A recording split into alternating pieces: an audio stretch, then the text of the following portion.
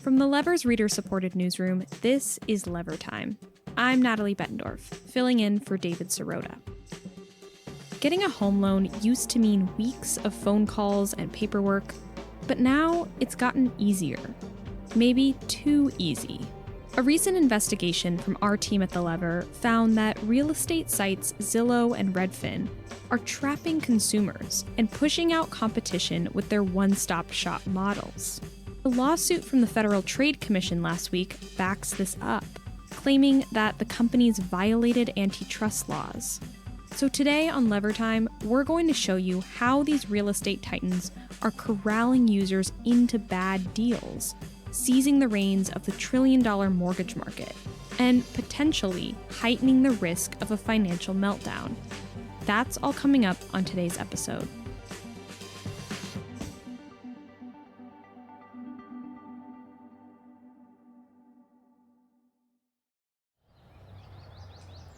I'm gonna say this one's gotta be 2.5 million. Okay. 2.5 million. Okay. I'm gonna go a little higher. I think 3.8. Okay, let's Zillow it. Zillow has become this kind of hobby, even a verb that my friends and I will use. We'll be walking through some fancy suburb in the city, and we'll try to guess how much a house is worth. On Zillow, that's called the Zestimate. Oh, I was closer. Whoa.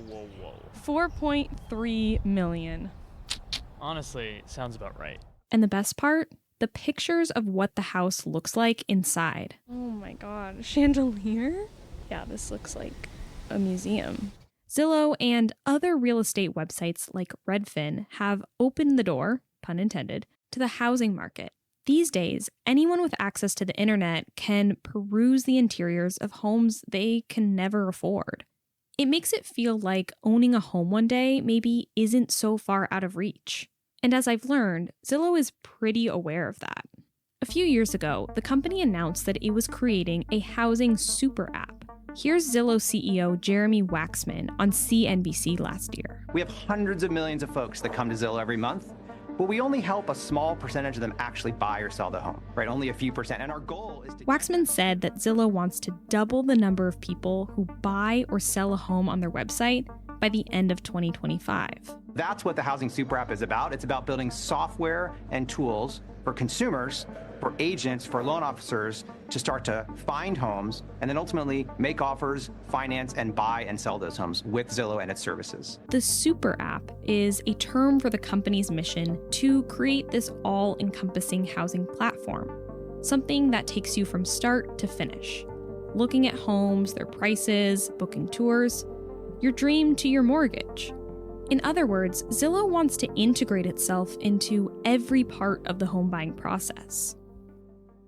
Zillow's the biggest in the country in terms of this kind of site where you can search for homes or sell homes. That's Lever reporter Helen Santoro. She recently investigated the phenomenon of these real estate one-stop shops. Redfin is their top competitor, so much of the same. Easy access to sites and scrolling through a bunch of photos and likely seeing all the homes that you can't afford. Helen's reporting found that Zillow and Redfin's corporate owners are trying to corner the trillion-dollar mortgage market.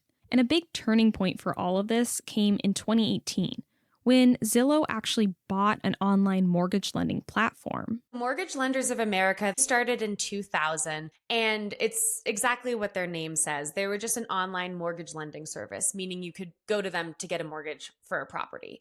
By the time Zillow acquired them in 2018, they'd been around for 18 years. And as Zillow was sort of creeping into the mortgage game, they bought Mortgage Lenders of America and rebranded it eventually into Zillow Home Loans. Now, people are able to use Zillow Home Loans to apply for a loan for single-family homes, townhomes, condos, and even investment properties. Last year, Zillow's mortgage revenue shot up 51% to $145 million, according to the company's annual report. What's really interesting is that the popularity of these real estate sites initially took off in 2008. We are in the midst of a serious financial crisis. The country's second biggest subprime mortgage lender was teetering on the brink of bankruptcy today. Some 3,000 people came to this hotel in the nation's capital, desperately hoping to restructure their mortgages and fend off foreclosure. Signs were everywhere, but now it's official. We are in a recession. The research group that Zillow and Redfin were both just startups that were only a few years old when the 2008 financial crisis hit. It was a big moment for the real estate industry. All of a sudden, there's this place where you can go and, based on aggregated data that these websites were pulling in, you could look at your home's value. But as housing prices plummeted, people started using Zillow's Zestimate to look at how little their homes and their neighbors' homes were worth. As we enter 2009, many are predicting the housing market will continue its slump and prices will fall even further. The volatility and rapid changes in the market attracted people to these real estate search websites, which have become a staple in the housing market of today. The Zestimate is one of the most sought after and controversial numbers in the real estate industry, though it's been disputed how accurate that number actually is. According to Business Insider, Zillow has created Zestimates for 71% of the U.S. housing market. That's 104 million homes that have been assigned a value in the Zillowverse. So this little real estate listings website has turned into a cultural phenomenon and a hugely influential business.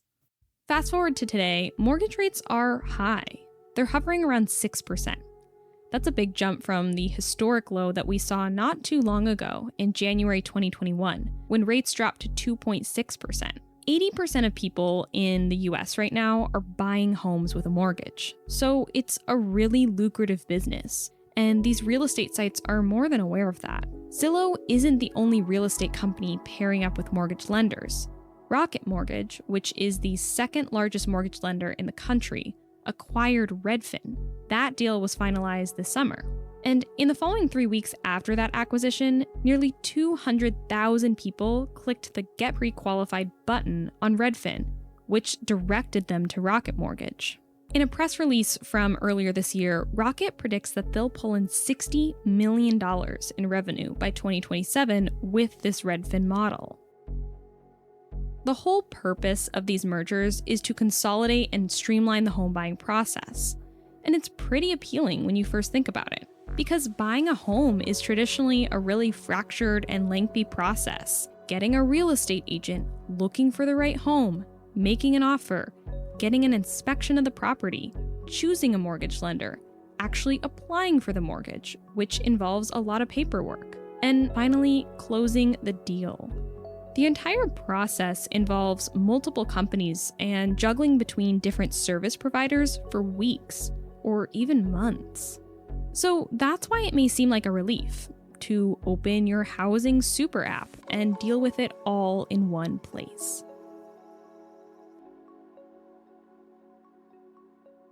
But as one independent mortgage lender told us, there are hidden dangers in trusting just one company to take care of everything. More homeowners are just going to get crap deals. Maybe I'm old-fashioned, but that kind of pisses me off. That's coming up after the break. Welcome back to Lever Time. Real estate search platforms like Zillow and Redfin are breaking into the mortgage market and introducing us to a new era of one-click home buying. Lever reporter Helen Santoro spoke with Gordon Miller. Gordon founded his own mortgage lending company nearly 30 years ago. Helen called him for an insider's perspective on how these one-stop shop models have changed the real estate market. It says you're a spam risk. Hopefully I'm not. All right, I'm gonna have to trust you then. I'm going out on a limb here. Gordon is wary, not just of phone calls that could be spam, but of how these real estate sites are forcing their way into the mortgage market, which is already currently driving up housing costs. What it's going to lead to is more homeowners are just going to get crap deals. That's really what it's going to amount to, because the referrals that people are making these days are based on revenue. They're not based on what's best for the borrower, and maybe I'm old-fashioned, but that kind of pisses me off. These referrals that Gordon is talking about are at the crux of how Zillow and Redfin give out mortgages. Let's imagine you're a real estate agent. A prospective homebuyer contacts you, asking for a tour of a home you're trying to sell. The homebuyer got your information off of Zillow. So you meet them at the house, you give this great tour, they love it, and so they decide to buy it. If the deal goes through, you, the real estate agent, earn a commission on the sale. And it's all thanks to that quick and easy lead from Zillow. So naturally, you want to keep Zillow happy and keep those leads coming. Maybe one of the ways you could keep Zillow happy is by referring that home buyer to Zillow Home Loans for a mortgage. There's no official referral program, at least nothing that's in writing. It would very likely violate some anti-competitive business practice rules if it was written down. Even though there's no contracts involved, it's this open secret in the industry that realtors will be rewarded with leads if they refer a home buyer to the in-house mortgage lender. And if you don't, well, you may conveniently miss out on some future leads. So realtors are hedging their bets. If a kickback scheme does exist, they don't want to miss out. This whole industry is nothing but one big kickback. That's Gordon Miller again. He says that whenever a realtor refers a home buyer to the company's mortgage service, the company kicks back a benefit of more leads, hence a kickback. Other people would call this a bribe.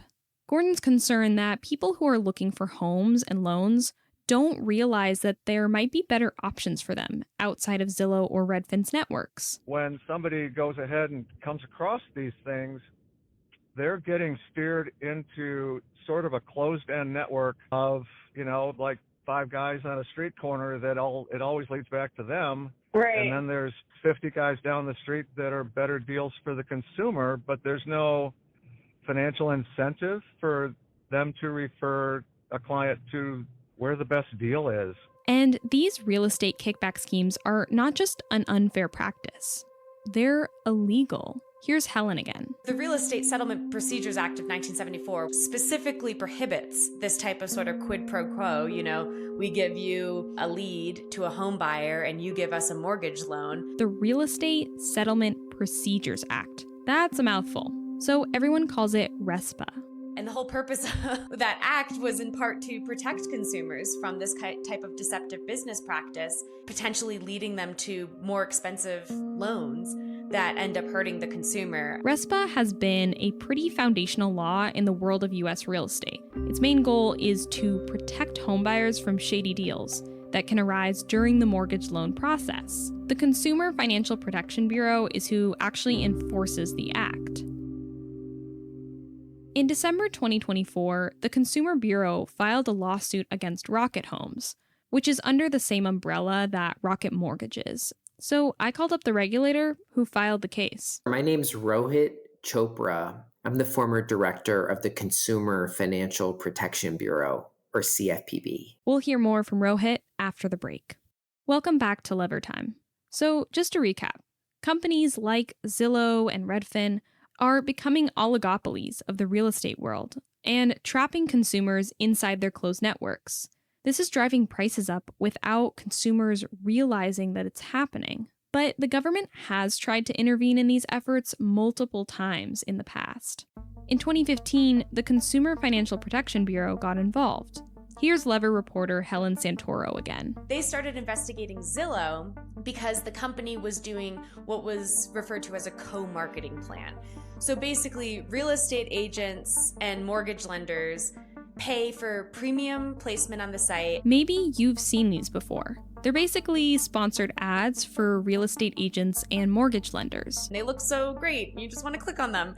And what was happening here is that the real estate agents were getting this premium placement and the mortgage lenders were paying part of the agent's advertising costs.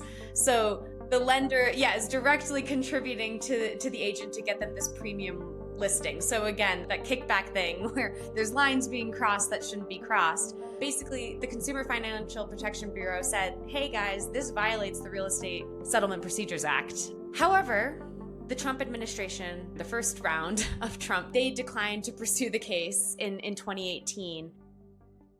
So even though the case was dropped, that investigation did lead to 2 lawsuits from shareholders who claimed that Zillow didn't alert them that their co-marketing program could be illegal. That resulted in a $15 million settlement in 2023.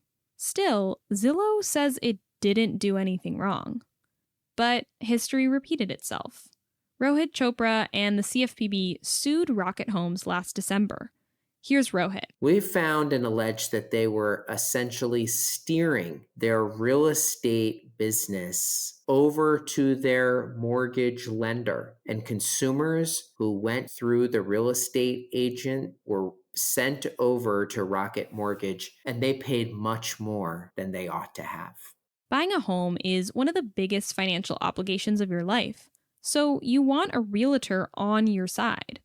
Because even seemingly tiny changes in your mortgage can cost you thousands of dollars in the long run. In an era of higher mortgage interest rates, every basis point counts. So when you are paying a half a point more, boy, that is a lot more you're going to pay over the life of that loan. And I'm really worried that when big real estate brokerages are in bed with big mortgage lenders, that's going to reduce a lot of the competition that people will receive the benefit of when it comes to a lower rate. In the CFPB's investigation, regulators discovered something else that Rocket was doing. Here's Helen. They were pressuring agents to not share information with buyers about products that weren't offered by Rocket Mortgage. So this included like down payment assistance programs that could help home buyers save thousands of dollars. Another kickback scheme. But in early February of this year, this happened. The Consumer Financial Protection Bureau has been shut down by President Trump, at least for this week and possibly much longer, perhaps permanently.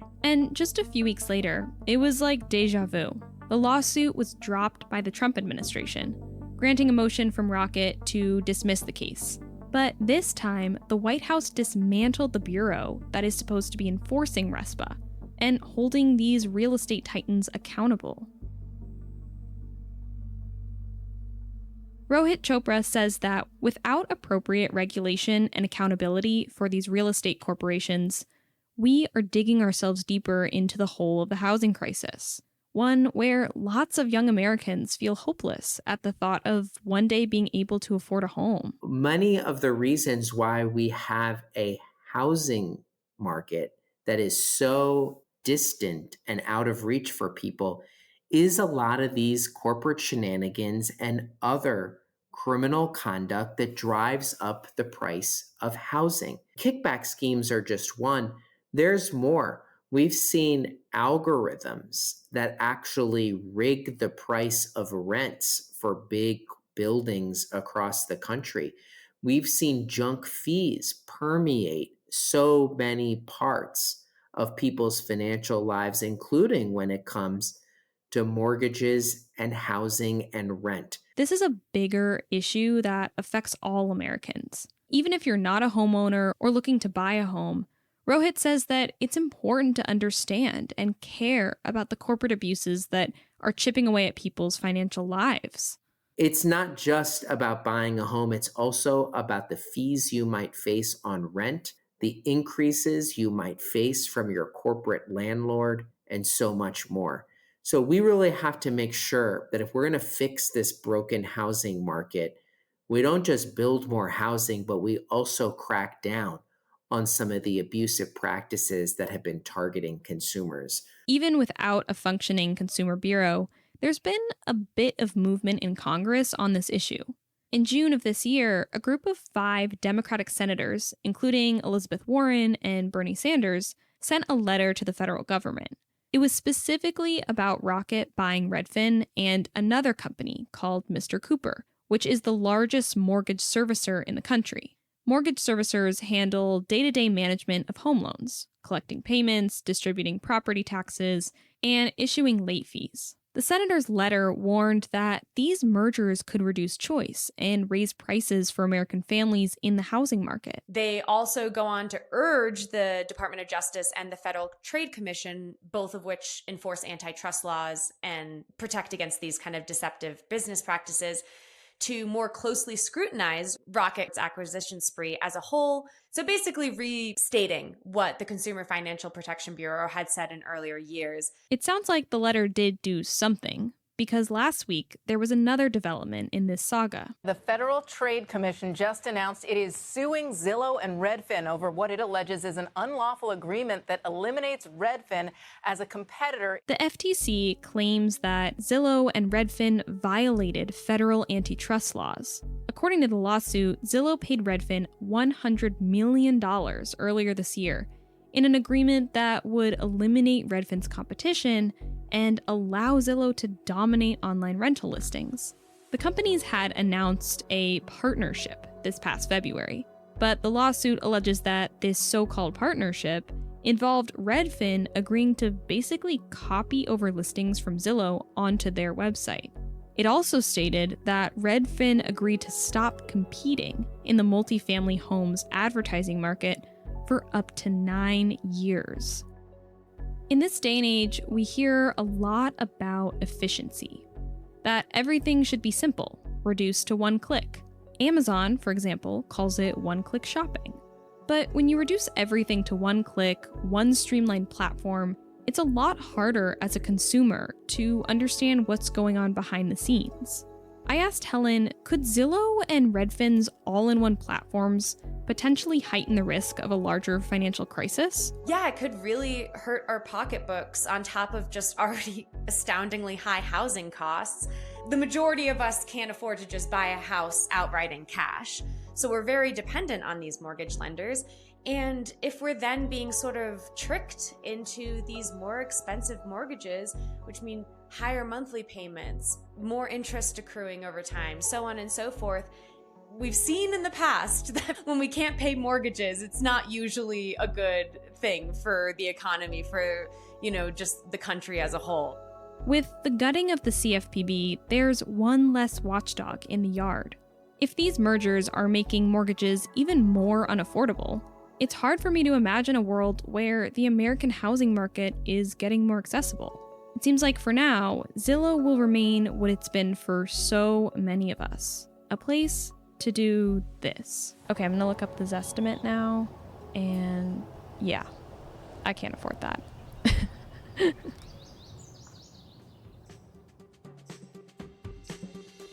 Thanks for listening to another episode of Lever Time. You can check out our reporting series on the dangers of real estate search platforms, including Helen's story that's referenced in this episode, in our show notes below. Lever Time is a production of The Lever. This episode was produced by me, Natalie Bettendorf. It was edited and mixed by Ron Doyle. Our theme music is by Nick Campbell. You can subscribe to Lever Time on Apple Podcasts, Spotify, iHeartRadio, the PRX mobile app, or wherever you get your podcasts. For ad-free episodes, exclusive bonus content, and access to The Lever's entire archive of investigative journalism, please consider becoming a premium subscriber. Head over to levernews.com to learn more about becoming a paid subscriber, or click the link in this episode's show notes. I'm Natalie Bettendorf. We'll be back later this week with another episode of Lever Time.